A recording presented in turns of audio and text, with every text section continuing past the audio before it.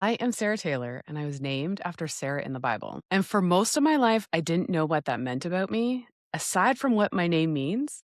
And today, I want to tell you what I know. Most people know, if you know meanings of names, know that Sarah means princess. And so, believe me, I leaned into that all of my life, even as a little girl.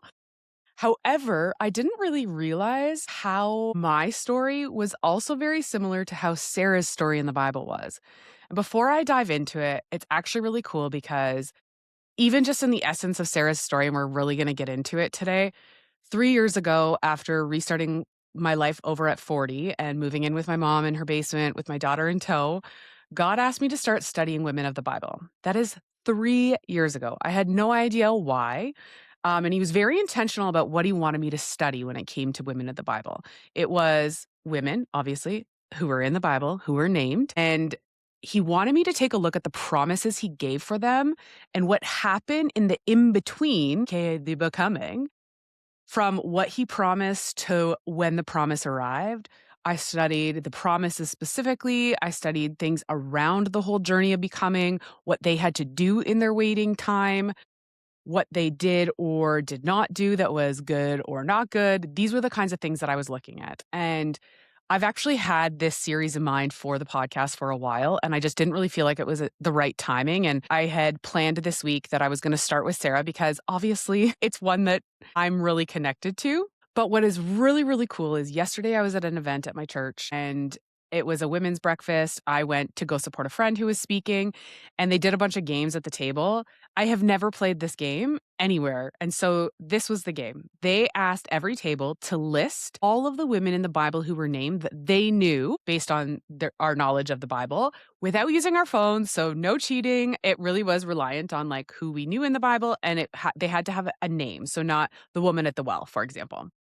And so we did this, and every table went up to say who they remembered, and the goal was to figure out who chose names of women in the Bible that were not on other people's lists. The goal was to try and like win in that capacity. Can I just tell you how I felt in my spirit as soon as the game was announced? It was like God saying to me, "See, this is what I want you to study." To me, it was so impactful because I was like, okay, I'm on the right path when it comes to talking about this. This is the right time to talk about it on the podcast. I'm excited to unpack women of the Bible. It's not going to be every episode, and they'll come as I feel God leads, but it just was really cool and really special. The other thing is, it was almost like a cheat code because there was a lot of women in the Bible that I did not realize. So this is our actual list. This is my receipt. This is my proof of God giving a word 3 years ago and seeing it come to fruition now. But all of these were the ones that our table came up with. And then these are all the other ones that other tables came up with that I did not know.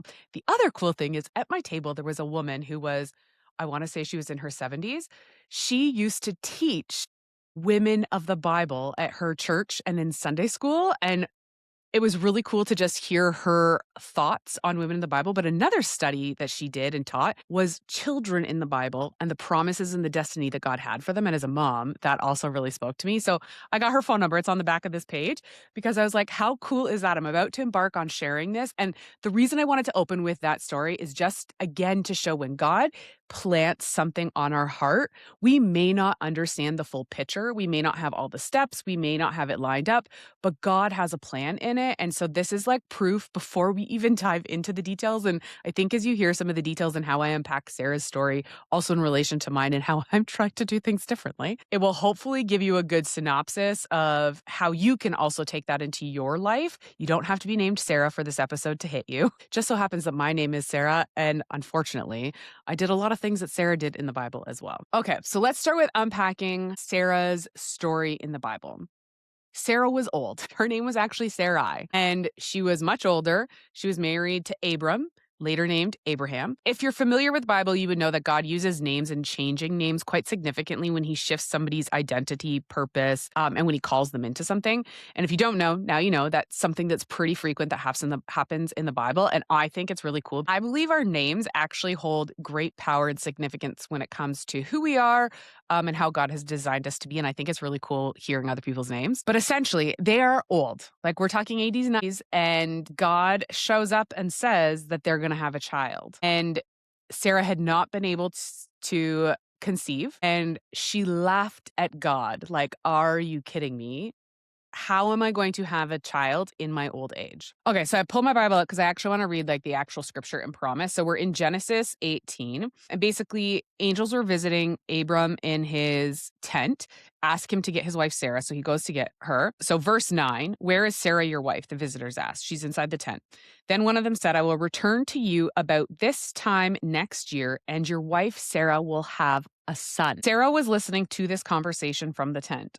Abram and Sarah were both very old at this time, and Sarah was long past the age of having children. So she laughed silently to herself and said, how could a worn out woman like me enjoy such pleasure, especially when my master, my husband, is also so old? Then the Lord said to Abram, why did Sarah laugh? Why did she say, can an old woman like me have a baby? Is there anything too hard for the Lord? I will return about this time next year, and Sarah will have a son. Sarah was afraid, so she denied it, saying, I didn't laugh, but the Lord said, no, you did laugh. Can you seriously imagine God telling you when you're like 80, 90, like you're going to have a baby? Even in this day and age, a friend of mine struggled with infertility, and God ended up giving them a promise of a baby, two babies actually, at the ages of 40 and 41, naturally conceiving them both. And in this day and age, anything over 35 is considered a geriatric pregnancy. Even me, when I had Brooklyn, I was considered geriatric. I think I was 37 when I was pregnant with her.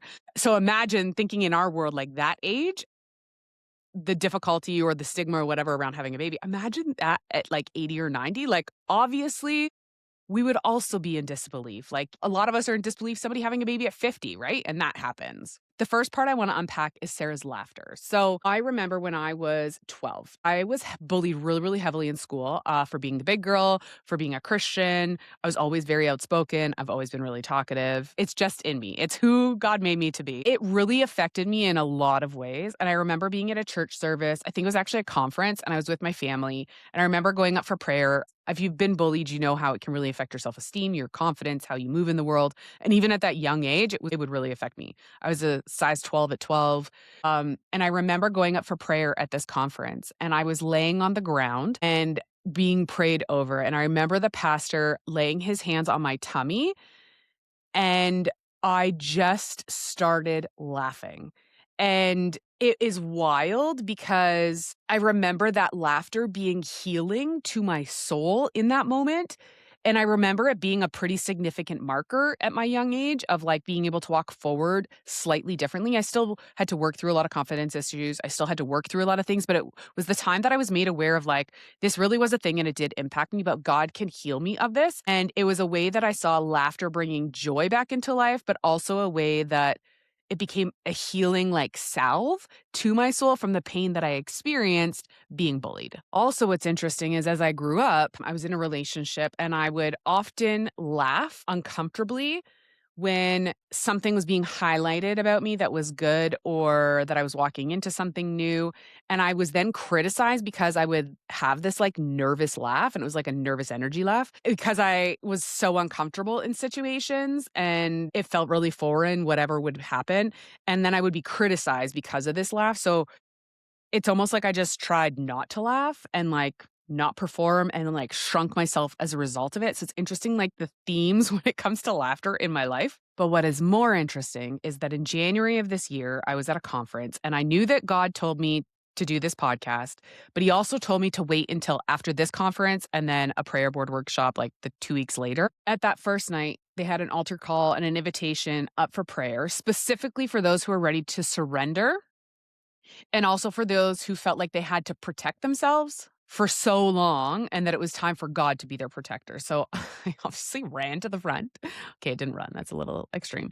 But I actually want to read this to you. And I'm like, even just like pulling it up, I'm so emotional thinking about it because it really, really impacted me. So when she first started speaking, she prayed about shaking off whatever it was that I was carrying. And then I like laughed. And she said to me, just like Sarah laughed in the Bible, you're not too old, you're not too late, and God will do it.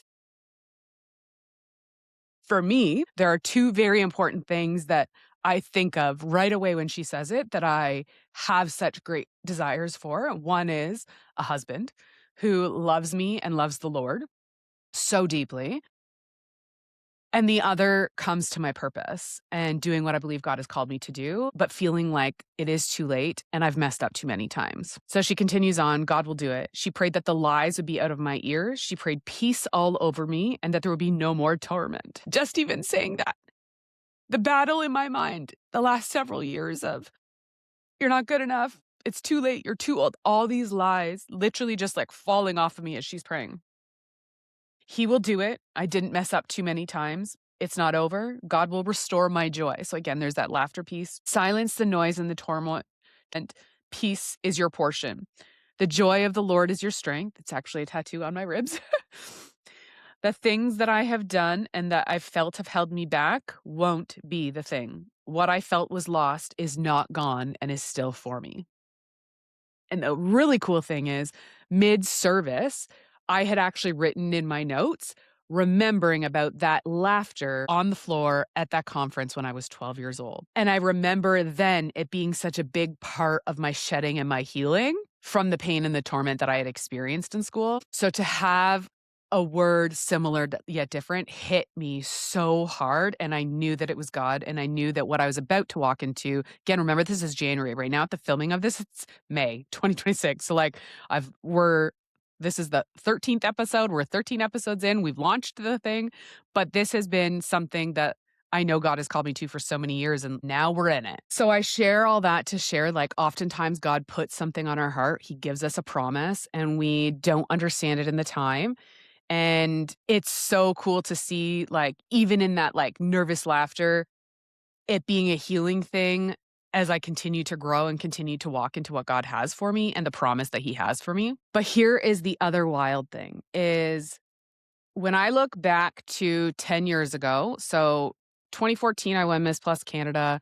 I started sharing about my journey with Sarah Taylor's journey, walking through the things that God had taught me, healing, restoration, learning to love myself, learning to love my body, and walking through all of those things. And I was speaking. I was doing a ton of speaking.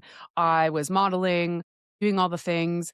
And again, I knew I had this promise and I was already operating in this. I was also volunteering at a maternity home where we took in pregnant homeless girls, and I helped with fundraising, admin. I assisted the woman who was running the home. I also became a group leader. I was teaching girls how to learn to love themselves. I was helping them walk through their healing journey with the things that I had walked through.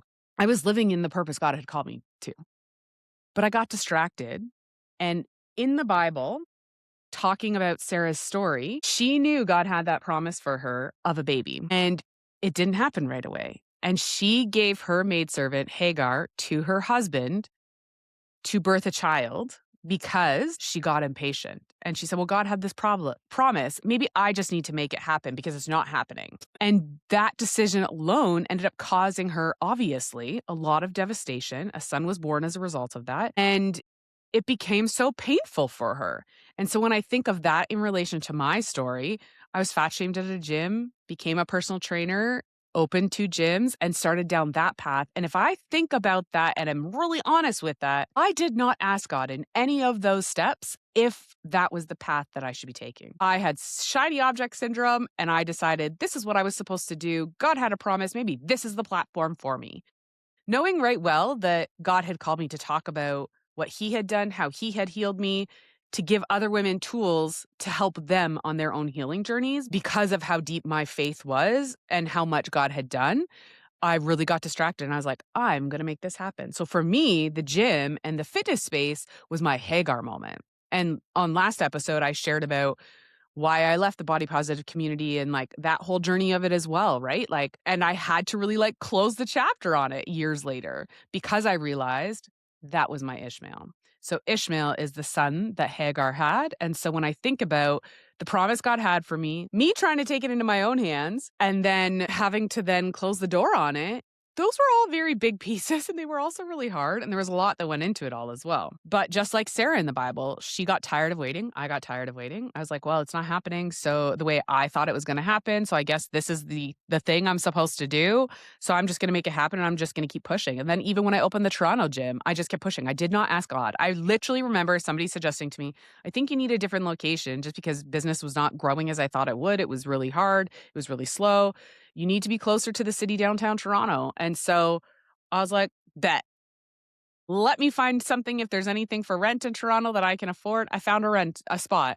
Did not ask God before putting in an offer, somehow got it, and then just kept pushing it forward. Got a loan with a Futurepreneur, sold my condo. So in Sarah's story, just like mine, when she got tired of the waiting and she engineered her own solution, which caused her so much devastation. If I look back, I actually did it twice when I was in the fitness space. One, when I was living in my purpose already and doing the things that God had called me to, and I was getting impatient because it wasn't looking like how I thought it was going to look, I ended up opening my first studio after becoming a personal trainer.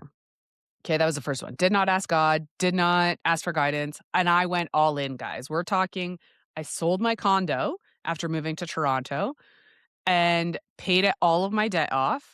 And the $30,000 that was left over, I put into the first studio, buying new equipment, setting up a website, the marketing, social media, branding, photo shoot. We went all in. Okay, that was the first one. Then about a year later, things are not moving as I thought they would. I wasn't growing. I had a committed group of girls, feeling really good in it. I was also really exhausted. I was working full time and I was teaching class 3 nights a week, so Monday, Wednesday, Friday. So driving from downtown Toronto to Etobicoke to teach classes.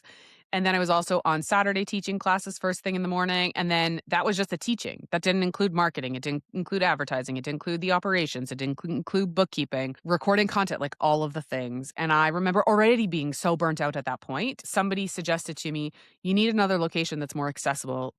So why don't you look for something downtown? Again, did not pause and ask God. I'm like, God had a promise. This is what I'm supposed to be doing. And I ended up finding a space that was for rent, went full throttle. And I didn't, actually, if I'm honest, I remember pausing and says, I should probably ask God if this is what I'm supposed to do. And I was like, I'm just going to keep going. Literally did not ask God and went all in and got a space downtown, found a space that was $3,500 a month rent. Keep in mind, I'm doing this by myself while working full time. Ended up getting a loan with Futurepreneur.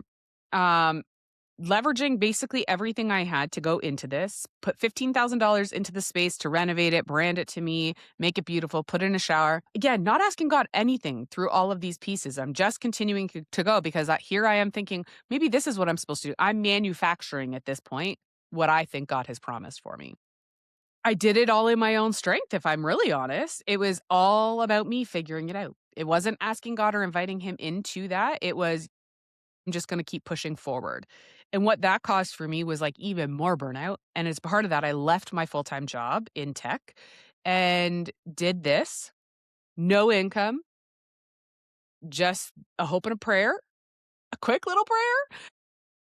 And it was probably the most stressful year of my life. I was so burnt out. I was running classes 7 days a week. I hired other trainers so that they were teaching what I could teach because I knew that I couldn't teach all the classes because I would have morning classes and evening classes. I would work on the business during the day. I was so emotionally and physically exhausted, and bad things kept happening. Financial things kept happening. I also remember one time near closer to the end of like when I had to close due to COVID, I remember my car had broken down on our way to go to Montreal, and I could not afford to fix it. It was 2 grand. I think it was my transmission. And, I remember because of that and the situation I was in, I had to sleep on an air mattress in the studio. Keep in mind that there was a bar above the studio. I had to sleep there because I could not afford to take an Uber in the morning, and I had no ride. So I was stuck there. There's a shower and a microwave, thank God, and a little fridge. But I remember sleeping there that night and thinking, "How is this my life? Like, what is happening?" It wasn't long after that COVID happened and I was forced to shut down. I couldn't operate as I had. And then when COVID was like, things were getting better post-COVID, I then could not adhere to the rules in Toronto about how much space we had. I could maybe fit 17 girls very max in my group fitness classes, and my business was built on group fitness classes. And I could only have 3 in a class. I couldn't run that. It would literally would kill me if I was not already like I was declining steadily at that point. And so I had to make the decision to let the lease go completely and be all in when it came to virtual. And so March of 2020, so before I went and released my lease, went virtual and I was working 18 hours a day. I built a membership site in 4 days. I was teaching classes within 12 hours of COVID hitting. I had an online solution for my community. But I just kept iterating. And for the next several years, so that was 2020. I didn't close the business till 2024. I kept trying to force it. I had a feeling at least 2 years, if not before, of actually closing it. I think I need to let this go because I don't think it's what I'm supposed to do. I don't have joy in it. I'm burning myself out. I'm exhausted. I've now had a baby with me in tow, and I just kept pushing, and things just weren't working. I'd get a little bit of something to hold on to for a little bit, and then it would like collapse again. And I felt like I was selling my soul to this thing that I didn't even ask God about. And I was spinning my wheels, if I'm really honest. So when I say I was literally doing everything in my own strength, I was. I wasn't asking God. And it was also during this time that near the end of it, of closing, that I was starting life over again when Brooklyn was one. So in 2023, I started rebuilding life in general and going through this whole healing process. And even as I started this whole healing process and dealing with things, I then had another opportunity to pivot the business again and go with one-on-one coaching, even though I was ready to close the business as they had approached me. And I was simultaneously doing both, trying to heal, but also still running it. And to be honest, the only reason I probably actually closed the business was because I was being sued, and I've shared about that in a previous episode. We tried to buy a house, and our lender pulled out 2 weeks before, and as a result, the homeowner and the wholesaler were suing me. And when I went through that process of trying to figure out what to do, my lawyer basically suggested we try and settle. And he basically framed it to them, if you don't settle and you take this to court, she's gonna have to claim bankruptcy. And I think the lady thought I was joking and like just bluffing and like trying to pull a sympathy card, I guess. And she's like, "Well, have her claim bankruptcy now." And so as part of that, you cannot be a shareholder in a business if you claim bankruptcy. And so my hand was forced to actually close the fitness business. To be honest, it was probably one of the biggest blessings in disguise because it really forced me into completely letting it go and then also allowing rest for the rebuild. And this is kind of, actually, if I think about it really clearly, this is similar also when it comes to Sarah of God renaming her. And for me, it's like renaming my identity as well. In Genesis 17:15, God renames Sarai to Sarah even before Isaac arrived. Isaac is the name that they named their son, their promise from God, who was the father of many nations. So a very big promise. And her identity was actually established before the promise was fulfilled, which is actually really, really cool. And so if I think about that too, I closed the business. God called me to rest. And near the end of that time of rest, he gave me the name for the podcast. It had not been birthed yet. It was just the name. And that's all I was allowed to do until he did a few other things in order for it to finally be birthed. And if you also think about it, thinking about doing a series on the women of the Bible and starting with Sarah, that was given to me 3 years ago. And now we're 3 years later walking into it. And I'm finally being able to share a glimpse of what it is that God put on my heart back then. The becoming happens before the fullness of whatever it is that you're going to be coming into or what God has promised us, right? And even now in this season of becoming, I'm being renamed in this season. And so renaming means things you do, your purpose, your identity, all those things attached to it and who you are and who God has created you to be. I think oftentimes too, in that waiting season when we're trying to either manufacture it or we finally just said, okay, God, I surrender and I'm going to let you do things, that waiting time is really, really hard. It's like, God, am I hearing you right? Am I doing what I'm supposed to be doing? Even all last year, taking a year of rest. And I'm like, seriously, how much longer are we doing this? And I actually thought that I was going to have many more years of it. I wasn't expecting God to actually birth the podcast when it happened and then give me a ton of ideas the last couple months for the future as well. Like I really wasn't expecting it because I fully had surrendered to his plan and his purpose. And even now, I think one of the biggest signs for me that I have really changed and shifted is God has given me so many ideas. It's not even funny. And you'll probably start to see some of those come out in the next couple months. Years is normally when I would get an idea, I would just run with it right away, as fast and as hard as humanly possible. Hence, building a membership site in 4 days when COVID hit and I had to go online. This time, God has given me ideas and I've sat on them. Even in the naming of the podcast, The Becoming, God gave that to me in November, December. The podcast didn't launch till Valentine's Day. And again, that was a much shorter time frame than I expected. But God said, don't touch it. Don't do anything until a few things were to happen. One was I had to wait till the new year. The next one was I had to wait till the She Bears Fruit conference that I mentioned where I got that word about laughter. And then the other was a prayer board workshop. And I didn't start doing anything until after those things were done and they had started to come into fruition. And I've shared again, like how God opened doors. And that was the other piece is God said, I have a promise for you, but you need to let me open the doors for you. Stop pushing through them. And so again, even in the ideas that I've had coming in the last couple of weeks, I'll start with them and like flesh out things that I think God has put on my heart. And then I sit on them for a few days, a month, and kind of wait to see like for confirmation. Also, just to make sure I'm like really sure like God has spoken. And so again, like even thinking about preparing for today, my whole podcast episode was already prepared to talk about Sarah. And I was doing it. I'm filming on a Sunday. The event I went to was yesterday on a Saturday. And like even in that, God, it was like God saying, see, I got you. You are on the right path. Just keep going. But I'm not rushing. I'm not trying to accomplish on my own because I've seen what happens when I try and do it on my own and in my own strength. And I don't want to do that anymore. I no longer want to spin my wheels. And I also don't want that for you too. Just thinking about going into this next part. I'm so emotional. And it's the redemption of the laughter. So in Genesis 21, I'm actually going to read a few verses earlier than I had planned. The Lord kept his word and did for Sarah exactly what he had promised. Just even reading that and thinking of my name in the Bible. Sorry, guys. She became pregnant and she gave birth to a son for Abraham in his old age. This happened just at the time God said it would. He had said it was going to be a year, and it happened in the timing that he said. God is so faithful with his word. And Abraham named his son Isaac. 8 days after Isaac was born, Abraham circumcised him as God has commanded. Abraham was 100 years old when Isaac was born. Like, imagine that. Like, that's actually wild. So when we think about the promises God has for us and we think that they're too big, having a kid at 100, like, defies a lot of odds, okay? So if God has laid a promise on your heart and it feels too big for you, I want you to remember these passages and how when God has given us a word and a promise, he will be faithful to fulfill it. Verse 6, and Sarah declared, God has brought me, there was my nervous laughter. God has brought me laughter. All who hear about this will laugh with me. Who would have said to Abraham that Sarah would nurse a baby? Yet I have given Abraham a son in his old age.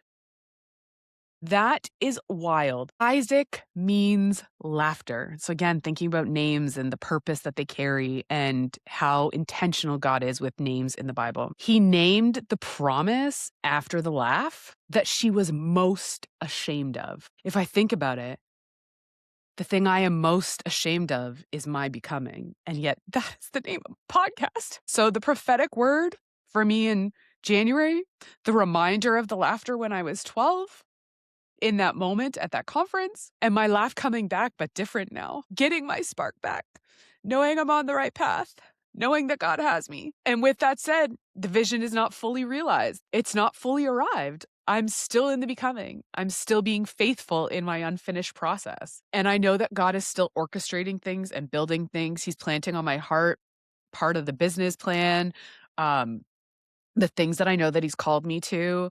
And I know that he's going to be faithful to complete them because I'm reminded not only of Sarah and Abraham's story generations ago, thousands of years ago, but I'm also reminded of all the other times that he has shown up for me and his promises have been fulfilled. Even again, sitting in this condo where I had this dream of being in a space that was white and gray with lots of natural light. And here I am in the perfect setting to make a little studio in my living room that I can record when it's quiet in my home. And God laid that on my heart. The becoming is not nothing. It is the formation of what God has for us. And I think oftentimes we resent that becoming period and we resent here's the promise, but what happens in the middle until we get there. And we want to rush that. And I'm not going to lie, even myself in the last several weeks, I've really had to go to God and say, but this isn't what I expected. I expected it to look different. And he has confirmed in so many different ways between prophetic words, people sending me encouraging messages, people who are listening to the podcast and how it's impacted them, meeting people out in the world and conversations happening all around the stuff that God is putting on my heart. I really realized that I was putting even more pressure on myself to perform. And that's not what God has for me. And I know that for sure. And it made me realize that I was partially resenting this like in between stage of like going from birthing something, having it coming out. And if you think about it, like as a child's life as well, like Brooklyn came out, she couldn't do anything, but she was finally here. And now she's 4.5 and walks, talks, and has a conversation with me and can do all the things and all of that becoming in her own. She's not grown. She's not in her full forming. But imagine I resented all of those stages in her childhood. And if I think about, like, the one piece of advice that has stuck with me before becoming a mom was enjoy every stage. Oh my gosh, that's hitting me now even harder. Why am I not enjoying every stage of my own becoming? And if you're sitting here listening and you're like, wow, Sarah, you're gone on like a whole nother level. This is not what I expected for this whole episode. But I really believe, and I prayed so heavily that God would help me get out what was on my heart and that the Holy Spirit would be here. I want to enjoy every stage rather than thinking, I have to get here. That's the only time that it's going to feel okay. I can't wait till just the end piece. The becoming is so powerful, and there is so much for us to learn and become and embrace and enjoy in this process. And we can't resent that becoming process. We can't resent the building, the flowing out of it. There is no rush. And I think that that's a good reminder for myself again, and hopefully for you, of if you have a promise or you have something on your mind and your heart about a promise that God has for you or something you want to do, we can't resent the process of it. It is in the journey. It's not just in the destination. And we don't want to do what Sarah did in the Bible, where we push our own agenda and say, well, God said, or I think this is what I'm supposed to do, and just push, push, push, push, push, and be angry and anxious and stressed during it. Drop it. Just drop it. It even is going to help me shift how I'm operating. This past week was really intense in building and flushing through things, and that was necessary. But I know going into this week, I have 32 meetings at work this week, which is a lot, on top of being a mom and working on this and doing other things that I want to do and filming and editing and content, right? I have to be like, right. God, you've not called me to live a life of stress. You've called me to a promise that you have for me, but I can't lose me in the process. And I can't manufacture it and I can't do it in my own strength. I have to do it in yours. And the same goes for you. We just don't want to keep repeating the cycles. Let me tell you, I've had to learn this lesson with Sarah more than one time in my life, and I don't want to do it again. And I don't want that for you either. So let's remember in this moment that the becoming is not nothing. The becoming is the formation. And we truly, really need to remember that and carry that into like our everyday and how we operate. I think another piece too is when I think about how in the Bible, it talks about how God uses all things together for our good. So I would say even 6 months ago, I was angry at myself for not asking God when it came to the fitness business and walking down that path and doing that for 7 years and thinking I wasted that time and thinking I shouldn't have done that and like, woe is me and like, I didn't listen to God. But he can even use that. And that was actually training ground for what God has for me. I learned so much about operations. I learned so much about being realistic when it came to setting goals for a business. I learned how to network. I learned how to do media. I learned there were so many things that I learned to help me with the next step. And I think that's also something really cool that I love about meeting women and talking to women and their stories is if you unpack your own story, even just for yourself, or if you're sharing your life with somebody else, you will start to see trends of like how every stage you've been through and everything you've done comes together for like what you're doing right now. You've learned a ton, you've become a certain way, and it helps you and enables you for what it is you're doing now in this season. And it will continue to be like that as you continue to become, because we will always be becoming. And I think it is so fascinating to see that even in the bad situations, and even if you think of Sarah in the Bible, like she sent Hagar and Ishmael away, but God still had a promise in Ishmael, and God still made him a father of nations. And if we think about it, like even in that manufacturing of a promise, God could still use it, and God can still use it in your life and in my life. And I think the sooner that we can get over like, I'm a failure, I didn't listen, and beating up beating ourselves up, the sooner we can move forward in what God actually has for us and release it and operate in what God actually has for us. So I think that's also really important to remember is even if you've messed up a gazillion times like I have, it is not too late. You are not too old. The same word that I got is for you as well. It is not too late. You are not too old. You haven't messed up too many times. Take this time to say, Lord, I surrender it all to you. I don't know what the next step is. I ask you to guide me and show me one step at a time what it is. And believe me, I would love to have the next 10 steps and know this is where I'm going. I don't have it. I've got something in front of me. I work with what I have. I lay it down. I do some more. I lay it down. I do some more because I want to surrender at every stage of the process because I don't want to do any of this in my own strength. Because if we build in our own strength, we have to carry it in our own strength. And that's what I was doing with the gym and the fitness business. And I don't want to do that anymore. It's too exhausting. I wasn't meant to do that. Neither were you. And God's strength is sufficient for us. And we need to remember that and rely on that rather than continuing to try and take it into our own hands. There's one more laughter that I want to bring up. And I have brought it up so many times on the podcast, but it's the foundation of the becoming, to be honest. And it's Proverbs 31:25. She is clothed with strength and dignity, and she laughs without fear of the future. And again, it's on my forearm because I need to be reminded all of the time. And again, just like being criticized for my nervous laugh, my ex-husband actually told me that I would never be a Proverbs 31 woman. And so when I got this tattoo, that was part of the reason I did it because I knew that I was a Proverbs 31 woman and that I was going to move forward in my future without fear and that I was going to have laughter in my life. So we need to make this conscious decision that we are going to move forward knowing who we are. So we are clothed in strength, not just our own strength, his strength, and dignity, and we laugh at the future with no fear. There is joy coming. There is joy in our life. We will have it. We will be able to laugh. We will be able to have true, authentic joy in our lives. And as we come to a close, this is something that I have to get out properly because this is so powerful to think about Sarah's promise in such a powerful way that we can apply into our own lives without resenting what we've done in the past and where we are right now. God did not rebuke Sarah for laughing. He named the laugh, her son, and did it anyway. He took the thing that she was most ashamed of, the disbelief, and he made it the name of her miracle. Isaac literally means laughter, and he renamed her before the promise arrived. And he is doing the same with you and with me.